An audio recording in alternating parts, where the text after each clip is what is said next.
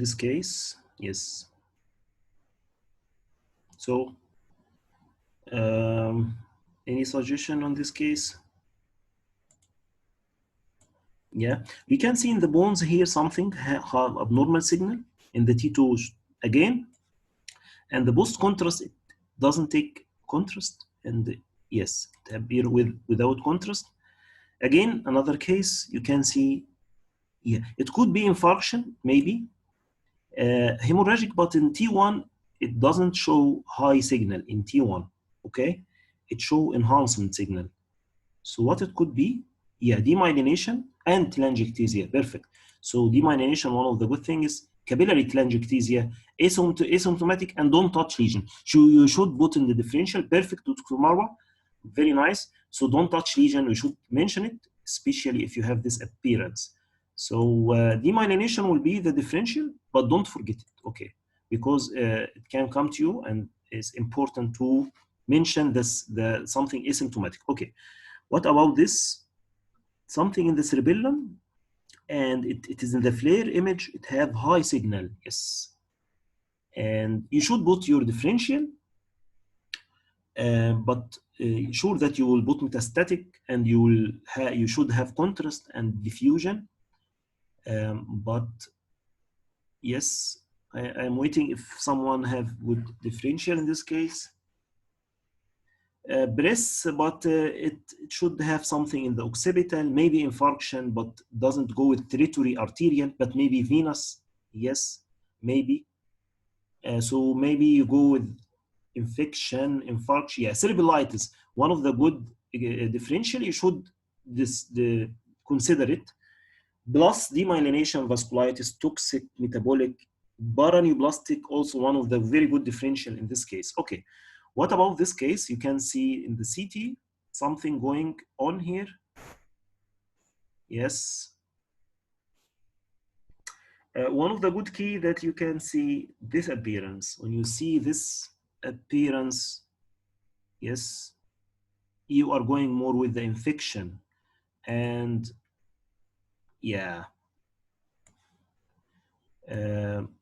Okay, perfect. So maybe sometimes the ischemia can have this appearance, because you mentioned, yeah, and also the diffuse axonal injury as a post-traumatic case. If this post-traumatic case with this appearance and the gradient you can see in the SWI, you can see that there is many low signal foci in the gray-white matter, yeah, appearance, maybe. So diffuse axonal injury, one of the very important that you should be aware of it, because they like in the exam, petechial hemorrhage come to you after post-traumatic. So the scenario come to you after post-traumatic, yeah, in the watershed infarction area.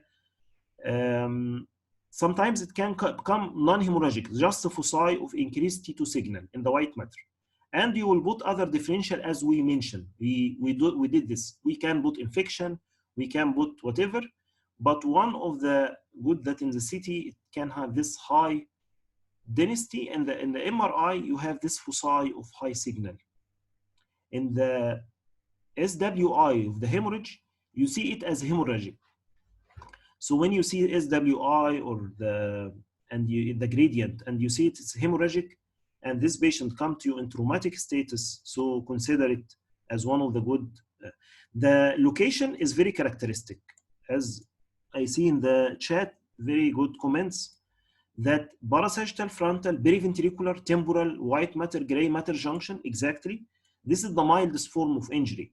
Can come to you lobar, white matter, as in this case, especially in this posterior body splenium, which will have more severe trauma, or sometimes in the upper bones and midbrain, which was most severe appearance. Okay.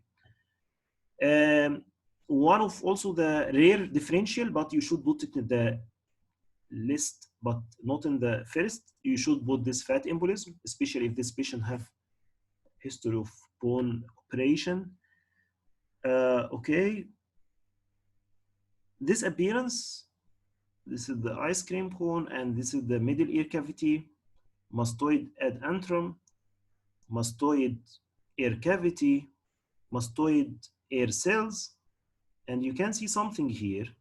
Exactly. So you see that there is fracture going on. Yes. So what could be this opacities, which should be here, should be in the normal, should be air. It should be black. So you can see here that it's filled with something going here. What could be this after you mentioned fracture? Could be infection or blood. So probably this is temporal bone fracture with all the symptoms, and what is filling here could be blood, so it could be hemotympanum. And sure, the history will help you. In the textbook, any textbook you have, you will find this difference between the longitudinal fracture and transverse fracture. They like it because it's good question in MCQ. The longitudinal with conductive hearing loss more and CSF otorrhea, the transverse fracture with sensory neural hearing loss, and yes, with facial nerve injury more. Okay, so which type this one? So this is the axis of the temporal bone. Okay, right? Yeah. So this one is the longitudinal type. Okay, so the transverse type like this, right? Correct me if I am wrong. The transverse is this. So this is the longitudinal axis. So this is with longitudinal appearance. So this is longitudinal. But the other one, transverse, come like this. So it can cause dislocation, yes, and facial nerve injury. So this is transverse. Okay. So yes. So longitudinal fracture parallel to the long axis of the petrous. Transverse perpendicular to long axis of petrous. Okay. This is more with sensory neural hearing loss, as you mentioned, and it can make severe vertigo, nystagmus, and so on. Okay.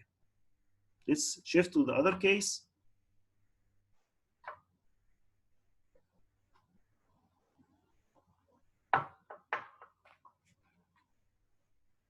Okay, so we have this temporal, right? Temporal, right?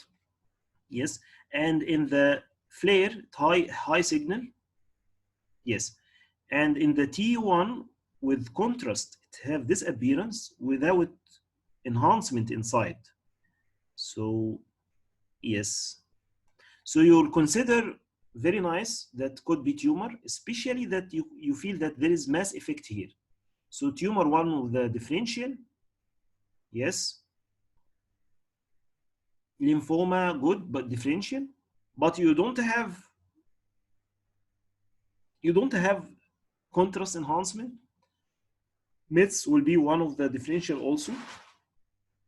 So don't forget DNAT. DNAT come to you with this appearance, which like cystic appearance or bubbly appearance. When you find this bubbly appearance, mention that could be low-grade glioma, and one of them is DNAT. Also, ganglioglioma could be considered.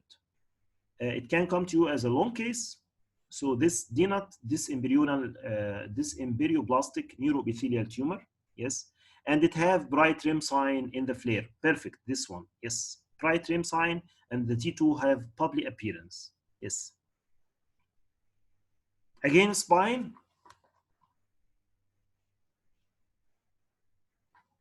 Okay, so 4 tumors occur in the temporal, yes, MITS, lymphoma, low-grade glioma, and yes,